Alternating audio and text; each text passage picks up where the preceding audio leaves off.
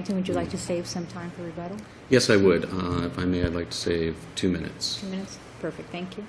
First, I'd like to apologize to the court for being late this morning. I appreciate the court accommodating me. My name is Andrew Stanton. I'm an assistant public defender, and I'm here on behalf of the appellant, Philip Davis. This is a case where Mr. Davis was convicted of fraud and theft and sentenced to 20 years where there was no evidence that he ever benefited by the alleged fraud. And what this case comes down to, was there proof of the intent to steal in this case? And there was not sufficient proof to overcome the reasonable hypothesis of innocence. The testimony from Mr. Davis was unrebutted on several points, which were these: that he submitted these invoices, and the information on them, if they are treated as timesheets, and he submitted them to the workforce management, which he then returned to the county, that wasn't true, right? That by employee, So what the hours submitted. So what were in the true. world could be an intent to submit a invoice that wasn't accurate, except to get money to which whoever that the payor, namely the county, shouldn't have paid? As a result of his doing so, money was stolen. It wasn't stolen, though, because it went back into the residential college. It went back into those programs. There's not a scintilla of evidence that it went anywhere else. There is no evidence that it went to his pockets. There's no evidence that he was dining out on residential college expenses. What happened here, and he testified to it, and he put it in the documents he had submitted before he was even charged.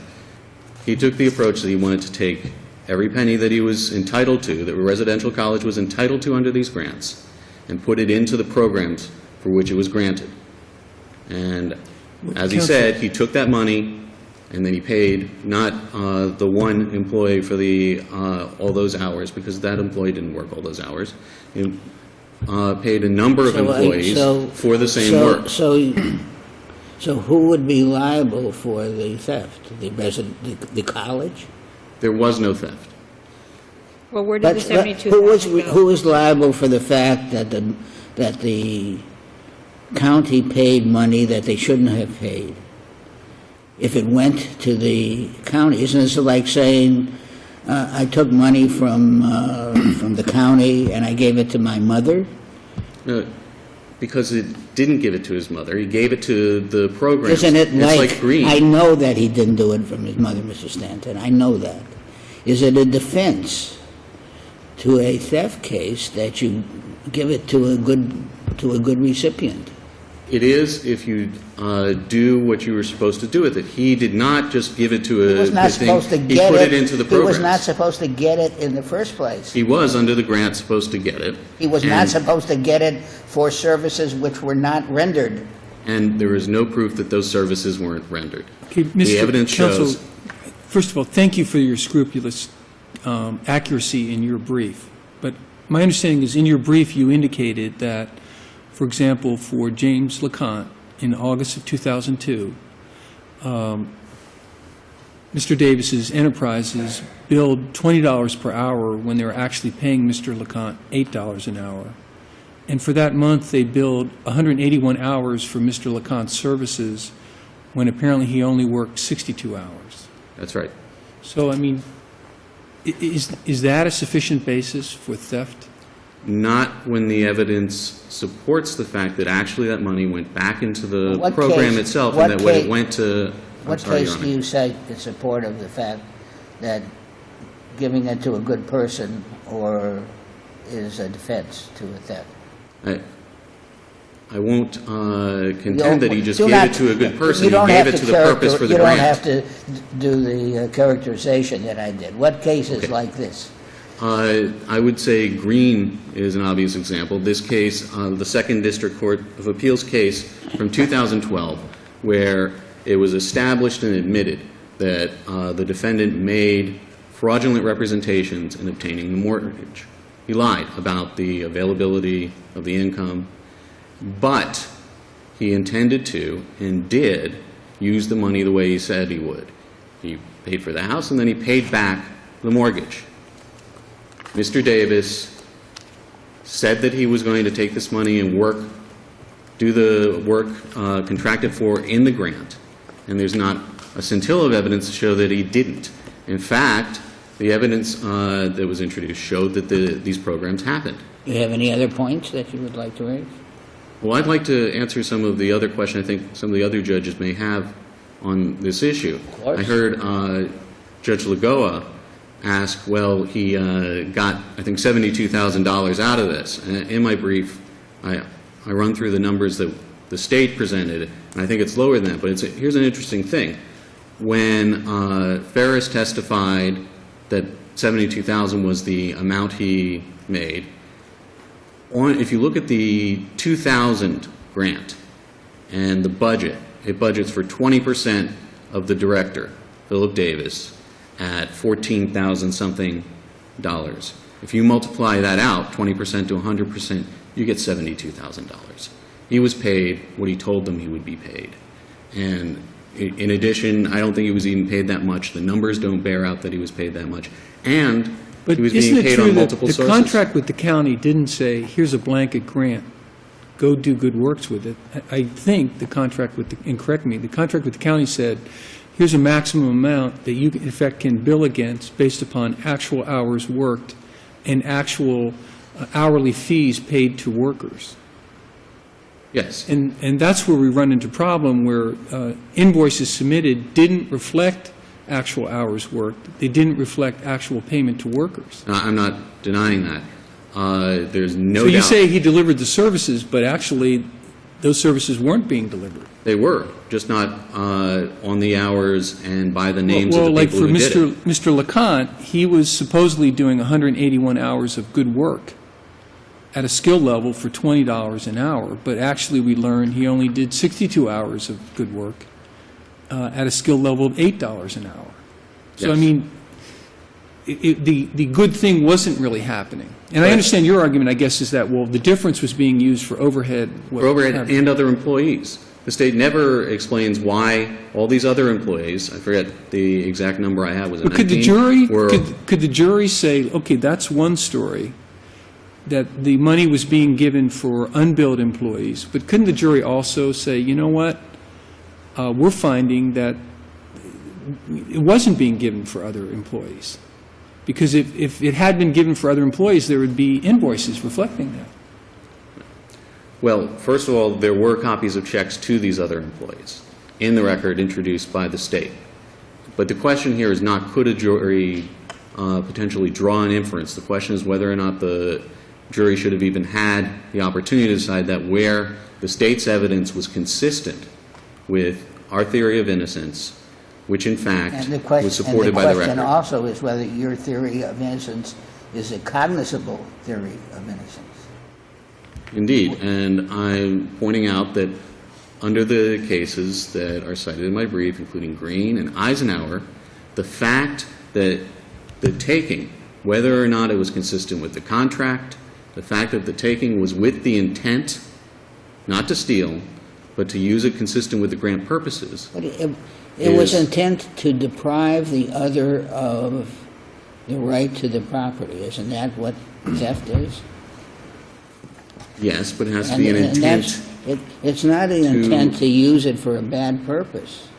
No, Your Or to Honor. pocket the money. It's to It's to deprive. take the money from someone who was entitled to it if you hadn't defrauded him. But he was entitled to it under the terms of the grant if he carried out the terms of the grant.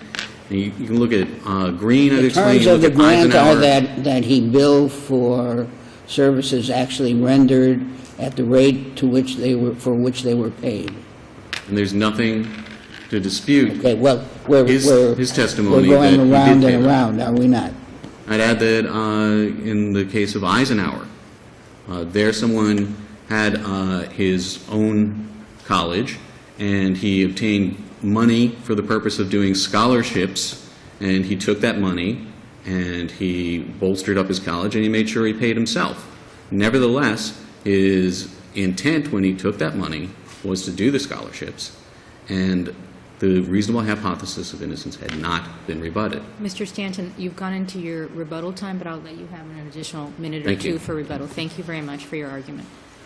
Counsel? May it please the Court, Michael Mervine on behalf of the State. The State here did present competent evidence which was inconsistent with the defendant's hypothesis of guilt. Therefore, it was up to the jury to determine whether the defendant's hypothesis was supported by the evidence. They concluded that it wasn't. The evidence which the State presented was severalfold. The first one was that the defendant wrote a letter to one of the grant administrators and told that grant administrator that if he wasn't paid the full $50,000 under the grant, Workforce Initiative, which was the defendant's sham corporation, was going to sue him. So he knew that was a lie. That's inconsistent with the defendant's theory of innocence. Second, the defendant was confronted by another grant administrator who said, I've been hearing rumors that employees aren't being paid. The defendant then said, I have no control over workforce management at all. That was a lie. That was inconsistent with the defendant's theory of innocence. The defendant ran workforce management. He set it up. He paid the employees. He took timesheets. So for him to say that he didn't have anything to do with it was inconsistent with the defendant's theory of innocence. Finally, in the defendant's reply brief, he lists a chart where it says that all of these people were paid and the full amount of these grants was in fact paid to these employees. However, that's not exactly accurate. Miami-Dade Resident College was the recipient of 7 grants at that time. That's according to the defendant's own testimony. All of that money was used to pay these people, not just the 4 grants which are the subject of this case. That's the defendant's testimony. That's the testimony of the investigator in this case. In fact, the investigator who went over these same bank records said that $15,000, which was paid to these Workforce Initiative employees, was actually from the pretrial diversion program.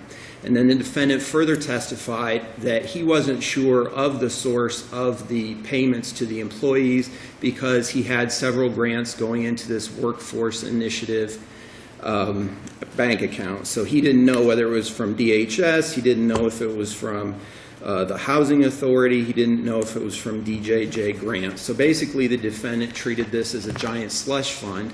The defendant and his co-defendant were the only people under the fund who were actually paid the amount listed in the applications. Based on the brief, based on the arguments, would you address the vindictive sentencing point? Yes, Your Honor.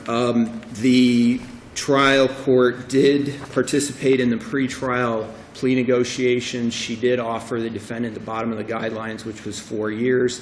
She prefaced that offer by saying that she didn't know anything about the case. Then at sentencing, after having sat through the trial, she said, there is the difference between the offer made pretrial as well as your sentence now. However, we didn't do any extensive pretrial hearings on this case. I didn't know anything about the extensiveness of your scheme. I didn't know what it involved, and therefore this is sufficient. There's no evidence that the court, in fact, used the fact that the defendant exercised... I know that the court said that, but it taxes one's credulity. Well, Your Honor... In this case, with this defendant, that the judge in this was accurate. The judge in this case, Your Honor, said... Wasn't it suspect? Well, I mean, it From 4 raises an years to eyebrow. 20 years. I mean, the scheme was the scheme. The amounts involved were the amounts involved. One cannot... One is... Well, Your Honor... suspicious. It raises an eyebrow. However, I did quote in the brief the court's lengthy sentencing. From that, it appears that she remained a neutral arbiter of the case. And again, at sentencing, she said, we didn't do a lot of pretrial motions or litigation, so I really didn't know the scheme or the evidence. And I remember talking to you about the guidelines. And what would be your best case to support your position that we should affirm as opposed to reversing? As On opposed vindicting. On the the vindictive sentencing. sentence. I apologize. I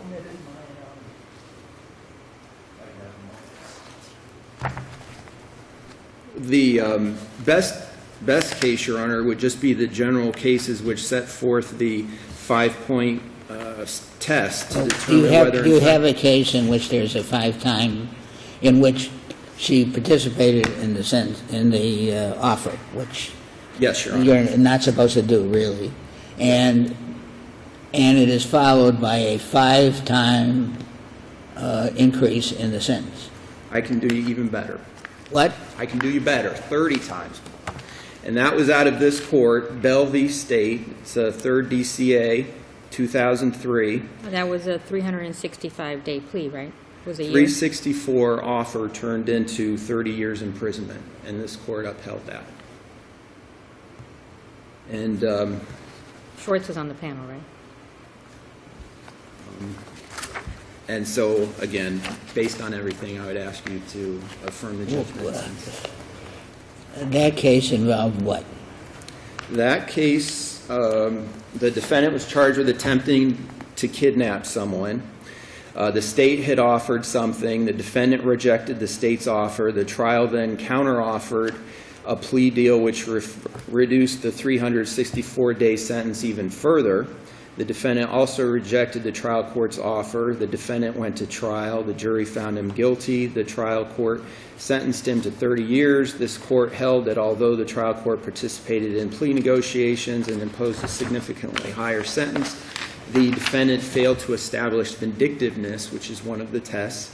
Despite the sentencing disparity, the trial court did not advocate the state's plea offer, did not imply that the state did not imply or state any future consequences for failing to accept the plea. It had not heard the facts prior to the offer, and it did articulate the reasons for its sentence. Thank you, counsel. Thank you. Mr. Stanton, you have a minute for rebuttal. Thank you. If you want I'll to use address the that vindictiveness. to address the last issue, if I may. You may. Thank you. The knowledge of the case before the case begins is not the sine qua non of a vindictive sentence. The test lays out factors to be considered, and lots more of them were here.